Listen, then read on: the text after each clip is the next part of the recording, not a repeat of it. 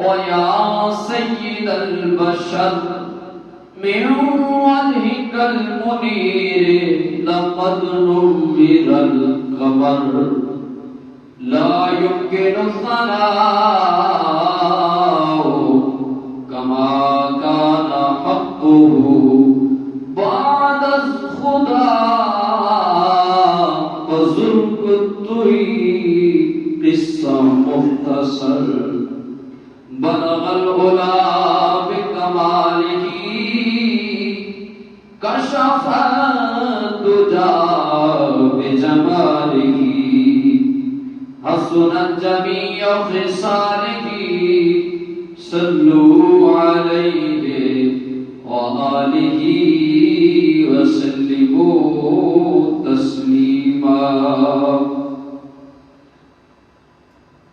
احباب ذی وقار، تمام تعریف و توصیف، حمد و ثنا اللہ رب العالمین کی ذات بابرکات کے لیے، جو خالق کائنات بھی ہے اور مالک شجہات۔ اللہ رب العالمین کی حمد و ثنا تعریف و توصیف کے بعد درود لامحدود آقا دو جہاں احمد مجتبی حضرت سیدنا محمد مصطفیٰ صلی اللہ تعالی علیہ وبارک وسلم کی ذات بابرکات کے لیے۔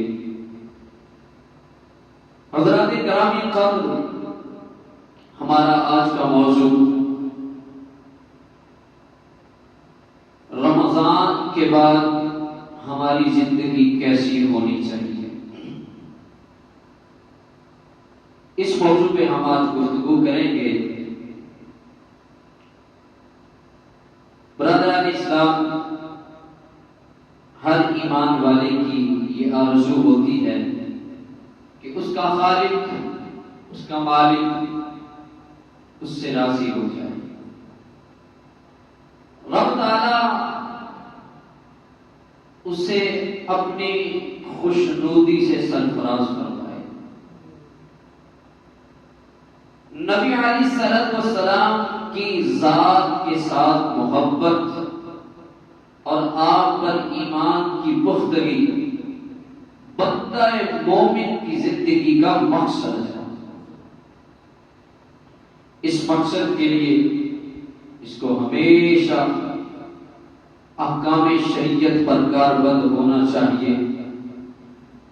انسان کو ہمیشہ نیکیاں کرنے کی کوشش کرنی چاہیے، برائیوں سے، خطاؤں سے، گناہوں سے بچنا چاہیے، اور پاک اور صاف زندگی بسر کر کے اس خالق کائنات سے ملنا چاہیے۔ اللہ تعالی اسی بات سے راضی ہوتا ہے کہ اس کے بندے راہ حق پر گامزن رہیں۔ رب العالمین اور اس کے حبیب کریم صلی اللہ علیہ وسلم کی اطاعت و فرما برداری کریں اور متقی و پرہیزگار بن جائیں۔ ماہ رمضان مبارک ہم سے جدا ہوا۔ ماہ رمضان میں عبادت کا ایک خاصا ماحول تھا، ایک خاصا ماحول میسر تھا، اور اس ماحول کے اثر سے بندے کا نفس ہی اس کو نیک کاموں کی ترغیب دیتا رہتا۔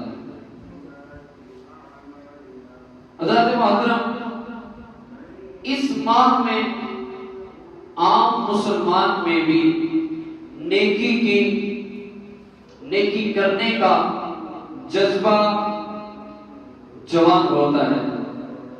اشک بار آنکھوں سے رب کو منانے کی کوشش کی جاتی ہے، وعظ و نصیحت کی مجالس لگتی ہیں۔ یہ مبارک مہینہ آیا چلا گیا، گو کہ اس ماہ کی رحمتیں اور برکتیں الگ ہی لطف و سرور کی حامل ہیں، لیکن اس مہینے میں جو ہماری کیفیت تھی اسے باقی رکھنا ضروری ہے۔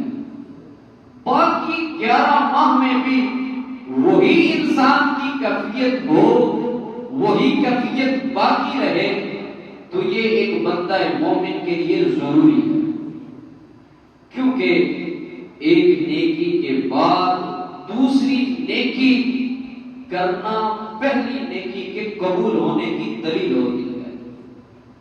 ایک نیکی بندہ کرے، اس کے بعد پھر دوسری نیکی کرے، تو یہ اس بات کی دلیل ہے کہ تمہاری پہلی نیکی قبول ہوتی ہے، اسی وجہ سے رب تعالیٰ نے تمہیں توفیق دی ہے کہ تم دوسری نیکی بھی کر رہے ہو۔ تو ایک صحابی آئے، کہا یا رسول اللہ صلی اللہ علیہ وسلم، ہمیں کیسے معلوم ہو، ہم نمازیں پڑھتے ہیں، روزے رکھتے ہیں، عبادتیں کرتے ہیں، ہمیں کیسے معلوم ہو کہ ہماری نمازیں قبول ہوئی ہیں، ہمارے روزے قبول ہوئے ہیں، ہماری عبادتیں قبول ہوئی ہیں، ہمارا قیام اللیل رات کا جاگنا قبول ہوا ہے؟ تو آقا کریم علیہ الصلوۃ والسلام نے ارشاد فرمایا، اے میرے پیارے صحابی سن، جس عبادت کے کرنے کے بعد تمہارا دل اس عبادت کو دوبارہ کرنے کے لیے کرے، تو پھر سمجھ لینا تمہاری وہ عبادت قبول ہو چکی ہے۔ حضرات محترم، اسی طرح رمضان میں ہم نے بہت زیادہ نیکیاں کی، اپنی استطاعت کے مطابق نیکیاں کی، قرآن پڑھا، نمازیں پڑھی، روزے رکھے، عبادتیں کی، بالکل بجا ہے، لیکن اب اس رمضان کی نیکیوں کو وہ قبول ہوئی تو اس کی دلیل کیا ہے؟ اس کی دلیل یہ ہوگی کہ رمضان کے بعد بھی آپ اسی طرح نمازیں پڑھیں، قرآن پڑھیں۔ یہ قرآن کوئی صرف فقط رمضان کے لیے نازل نہیں ہوا، نمازیں صرف رمضان کے لیے نہیں آئیں، بلکہ یہ 12واں مہینہ یا جو 1 مہینہ دیا گیا آپ کو، یہ اس لیے دیا گیا کہ بھئی اس میں نیکیوں کا اجر بڑھ جاتا ہے، انسان ذوق اور شوق سے کرتا ہے۔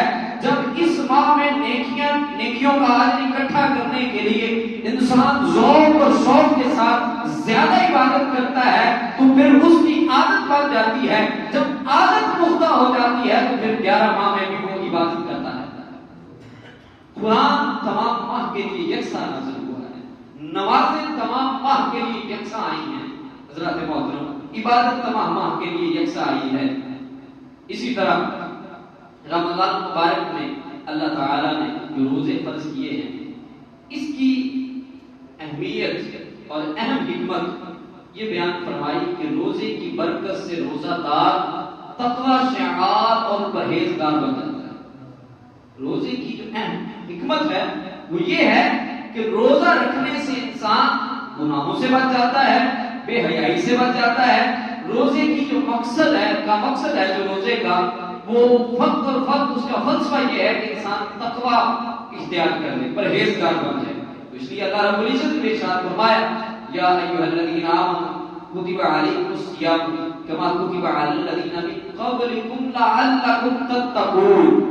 روزے فرض کرنے کے بعد یہ نہیں کہہ دیا کہ بس ٹھیک ہے روزے رکھو، یہ نہیں کہا، پھر اس کے بعد ان روزوں کا فلسفہ بھی بتایا ہے، ان کا مقصد بھی بتایا ہے کہ یہ روزے رکھنے کا مقصد کیا ہے۔ فرمایا لعلکم تتقون، تاکہ تم تقوی اختیار کرو، تاکہ تم اللہ کی عبادت کرو، تقوی اختیار کرو۔ حضرات محترم، تقوی اور پرہیزگاری کی یہ حالت محض رمضان مبارک تک ہی محدود نہیں ہونی چاہیے، بلکہ عام مہینوں میں بھی یہ اسی طرح بندے کا عبادت کا ذوق اور شوق جو ہے بڑا ہونا چاہیے، زیادہ ہونا چاہیے۔ حضرات محترم، علامہ سید محمود آلوسی علیہ رحمہ تقوی کی تعریف بیان کرتے ہوئے لکھتے ہیں، پرہیزگاری یہ ہے کہ اللہ تعالیٰ نے، اب تقوی کی تعریف سنیے گا، بڑی کمال کی تعریف انہوں نے لکھتے ہوئے انسان کو سمجھا دیا کہ انسان ان چیزوں سے بچ جائے جس کے لیے رب تعالیٰ نے اس کو منع کیا ہے۔ انہوں نے تعریف لکھی، کہتے ہیں پرہیزگاری یہ ہے کہ اللہ تعالیٰ نے جس چیز سے انسان کو، مسلمان کو، مومن کو منع فرمایا ہے تو پھر مومن مسلمان اس چیز کے قریب تک نہ جائے، اس چیز کے قریب تک نہ جائے، اس چیز میں مشغول نہ ہو۔ فرمایا جس کا چیز کا حکم فرمایا ہے کہ وہاں سے تجھے غافل نہ پائے، وہاں سے تجھے غیر حاضر نہ پائے، تو بندہ مومن کے لیے یہ ضروری ہے کہ وہاں سے پھر وہ غیر حاضری نہ کرے۔ یہ تقویٰ ہے، جہاں سے رب نے کہہ دیا یہ حرام ہے، وہاں سے اس کو بھی پتا ہونا چاہیے کہ یہ حرام ہے، جہاں رب نے اس کے لیے حلال کیا ہے اس کو پتا ہونا چاہیے کہ یہ حلال ہے۔ یہ تقویٰ ہے۔ فرمایا معلوم ہوا بندہ مومن کے ہر عمل سے تقوی کا تعلق ہے، وہ چاہے رمضان میں ہو یا رمضان سے الگ ہو۔ سوال یہ ہے کہ کیا یہ برکتوں کا سلسلہ ماہ رمضان کے بعد ختم ہو جاتا ہے؟ رحمتوں کی جو چادر رب تعالیٰ نے ہمارے اوپر سایہ فشان کی ہوئی تھی، کیا یہ رمضان گزرنے کے بعد وہ چادر کھینچ لی گئی ہے؟ ہرگز نہیں، ہرگز نہیں۔ اللہ کی رحمت اسی طرح ہے، اللہ کی رحمتوں کی تجلیات اسی طرح ہے، صرف ضرورت اس بات کی ہے کہ ہم اپنے اندر اہلیت پیدا کریں، خود کو اس قابل بنائیں کہ ہم دنیا و آخرت کی ساری برکتیں اور رحمتیں سمیٹ سکیں۔ ہم نے خود کو اس قابل بنانا ہے کہ رب تعالیٰ سے اس کی رحمتوں اور انوار و تجلیات کو سمیٹنا ہے۔ حضرت محترم حضرت سعید بن مسیب رضی اللہ تعالیٰ یہ جلیل القدر تابعی ہیں۔ تابعی اس کو کہتے ہیں جس نے صحابی کو دیکھا ہوتا، اور انہیں سید التابعین کے لقب سے یاد کیا جاتا ہے، یعنی تابعیوں کے سردار۔ اتنے تقوی اختیار انسان تھے۔ تو ان کے حالات کے بارے میں امام ابو نعیم اصفہانی نے حلیت الاولیاء میں بیان کیا ہے کہ حضرت سعید بن مسیب آپ نے 50 سال تک عشاء کے وضو سے نماز فجر ادا کی۔ 50 سال تک عشاء کے وضو سے نماز فجر ادا فرمائی۔ یہ سن لینا بات چھوٹی ہے، کر کے دکھانا بڑی بات ہے۔ تو آپ نے 50 سال تک عشاء کے وضو سے فجر کی نماز ادا فرمائی، اور خود فرماتے ہیں کہ ان 50 سالوں میں کبھی میری تکبیر اولیٰ کے ساتھ پہلی صف سے جماعت قضا نہیں۔ اتنے پختگی تھی اعمال میں۔ کہتے ہیں میں نے 50 سال میں کبھی کسی دوسری صف میں نماز نہیں ادا کی، اور نہ ہی میں نے کبھی کسی کا پچھواڑا یعنی کہ اس کی کتی دیکھی، کبھی کسی کی کتی پہ نظر ہی نہیں پڑی میری۔ تو کہتے ہیں کہ میں نے 50 سال تک یہ پہلی صف میں تکبیر اولیٰ کے ساتھ نماز ادا کی۔ تو حضرت محترم غور فرمائیں، حضرت سعید بن مسیب کی استقامت کا کیا عالم ہے، کبھی پہلی صف کے علاوہ نماز ادا نہیں فرمائی۔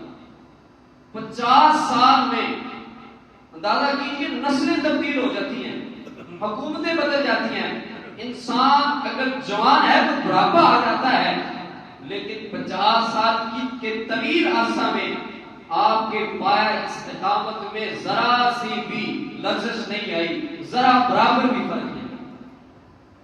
حضرات محترم ان کے جو عمل ہیں ہمارے لیے بہترین نمونہ ہے۔ لوگوں نے اللہ کو راضی کیا ہے تو اس طرح سے راضی کیا ہے۔ آج ہماری کیا حالت ہے، ہم تکبیر اولیٰ تو کیا، ہم جماعت ہی ضائع کر دیتے ہیں، ہم اس پہ توجہ ہی نہیں دیتے، لیکن وہ لوگ 50 سال زندگی کا عرصہ اور کوئی بھی تکبیر اولیٰ جو ہے وہ قضا نہیں ہوتی۔ اتنی پختگی تھی ہمارے۔ حضرات محترم یاد رکھیں، ہم نے ماہ رمضان کو رخصت تو کیا ہے، لیکن اس کے فیضان کو رخصت نہیں کیا، اس کی برکتوں کو رخصت نہیں کیا، قرآن کی تلاوت کو رخصت نہیں کیا، نماز ادا کرنے کو رخصت نہیں کیا، اعمال خیر کو رخصت نہیں کیا، صدقہ و خیرات کو رخصت نہیں کیا۔ رمضان ہم سے رخصت ہوا ہے، لیکن اعمال اسی طرح ہمارے لیے ہیں، ہم نے کرنے ہیں جس طرح ہم رمضان مبارک میں اعمال خیر صدقہ دیا کرتے تھے، اسی طرح اب بھی وہ ہم نے دینا ہے اور نمازیں پڑھنی ہیں، قرآن پڑھنا ہے۔ حضرات محترم قرآن مجید میں رب تعالیٰ نے اپنے ان بندوں کو جو اللہ تعالیٰ کی بارگاہ میں حاضر رہتے ہیں ان کو خوشخبری سنائی کہ جو عقیدہ و عمل میں ثابت قدم رہتے ہیں، جو عمل کی پختگی رکھتے ہیں اور اپنے عقیدے پہ بھی پختہ رہتے ہیں، ان کے لیے رب تعالیٰ نے قرآن پاک میں خوشخبری سنائی ہے۔ فرمایا ان الذين قالوا ربنا الله ثم استقاموا تتنزل عليهم الملائكة الا تخافوا ولا تحزنوا وابشروا بالجنة التي كنتم توعدون۔ فرمایا جن لوگوں نے کہا ہمارا رب اللہ ہے، ان الذين قالوا ربنا الله ثم استقاموا، پھر اس پر ڈٹ گئے، قائم ہو گئے، پھر اس بات پر ثابت قدم رہے، فرمایا ان پر فرشتے اتریں گے اور ان سے کہیں گے، وہ فرشتے ان سے کہیں گے تم خوف نہ کرو اور رنجیدہ نہ ہو اور جنت کے ملنے پر خوش ہو جاؤ، اس جنت کا جس کا تم سے رب نے وعدہ فرمایا۔ یہ خوشخبری دی ہے رب تعالیٰ نے ان لوگوں کو جو اپنے عمل میں پختگی رکھتے ہیں، جو ہمیشہ عمل تھوڑا ہو لیکن اس میں پختگی ہو، وہ اللہ کو بڑا پسند عمل ہے۔ حضرت محترم پھر فرمایا یا ایھا الذین آمنوا اتقوا اللہ حق تقاتہ ولا تموتن الا وانتم مسلمون، اے ایمان والو اللہ سے ڈرو جس طرح اس سے ڈرنے کا حق ہے، اور اسلام کی حالت پر ہی دنیا سے رخصت ہونا، یعنی مسلمان ہو اور پھر تم ایمان کی حالت میں دنیا سے رخصت ہو۔ جب تمہاری موت کا وقت آئے تو پھر تم اس حالت میں ہو کہ تمہاری زبان سے کلمہ طیبہ چاہیے۔ حضرت محترم ام المومنین سیدہ عائشہ صدیقہ رضی اللہ تعالیٰ عنہ سے روایت ہے، رسول اللہ صلی اللہ علیہ وسلم ارشاد فرمایا احب الاعمال الی اللہ اضواؤها وان قل، کہ اللہ کے ہاں سب سے محبوب عمل وہ ہے جس پر ہمیشہ اختیار کی جائے، خواہ وہ تھوڑا ہی ہو، وَإِن قَلَّ، حضور نے فرمایا کہ اللہ کو پسند کون سا عمل ہے؟ وہ عمل پسند ہے جس پر ہمیشہ اور پختگی اختیار کی جائے، چاہے وہ تھوڑا ہو۔ وَإِن قَلَّ مطلب یہ نہیں ہے کہ تم ایک ماہ میں تو بہت زیادہ عبادت، راتوں کو سجدے کرو، قیام کرو، قرآن پڑھو 10 15 لیکن جب ایک ماہ گزر جائے پھر اس کے بعد تم عبادت ہی نہ کرو، نماز بھی چھوڑ جاؤ، قرآن بھی چھوڑ جاؤ، ہر چیز چھوڑ دو، فرمایا یہ والی